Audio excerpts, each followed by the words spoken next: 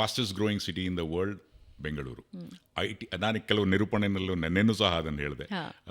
IT city, BT city, technological capital of India, health capital of India, transforming itself into the infrastructure capital of India, education city, science city. So ಈ ಎಲ್ಲ ಬೆಳವಣಿಗೆಗಳೆಲ್ಲ 30 ವರ್ಷದಲ್ಲಾಗಿದೆ.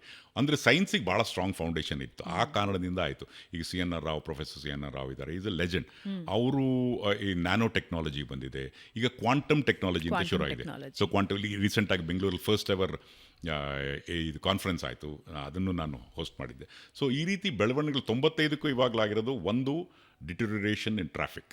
So traffic ಬಗ್ಗೆ ಎಲ್ಲರೂ ಮಾತಾಡ್ತಾರೆ, but ಏನಂದರೆ ಅದರಲ್ಲಿ ನಮ್ಮ citizens ಆಗಿ ನಮ್ಮದು ತಪ್ಪಿದೆ ಅನಿಸುತ್ತೆ. ಈಗ ನಾವು ಅಬ್ರಾಡೆಲ್ಲ ಟ್ರಾವೆಲ್ ಮಾಡಿದಾಗ ಆ ರೋಡ್ಗಳು ಅಷ್ಟೇ ಅಗಲ ಇರೋದು, ಬಟ್ ಏನಂದರೆ ಆ ಡಿಸಿಪ್ಲಿನ್ ನಾವು ಜನತೆಯಾಗಿ ನಾವು ಸರ್ಕಾರದ ಮೇಲೇ, ಯಾವುದೇ ಸರ್ಕಾರ ಇರ್ಬೋದು, ಅವ್ರ ಮೇಲೆ ಟೋಟಲ್ ಬ್ಲೇಮ್ ಹಾಕೋಕ್ಕಾಗಲ್ಲ. ನಾವು ಆ್ಯಸ್ ಇಂಡಿವಿಜುವಲ್ಸ್, ಈಗ ನಾವು ಎಷ್ಟು ಜನ ನೀವು ಟ್ರಾಫಿಕ್ ಡ್ರೈವ್ ಮಾಡಿದಾಗ ನಾವು ಯಾರು ಲೇನ್ ಚೇಂಜ್ ಮಾಡದೆ ನಾವು ಹೋಗ್ತೀವ?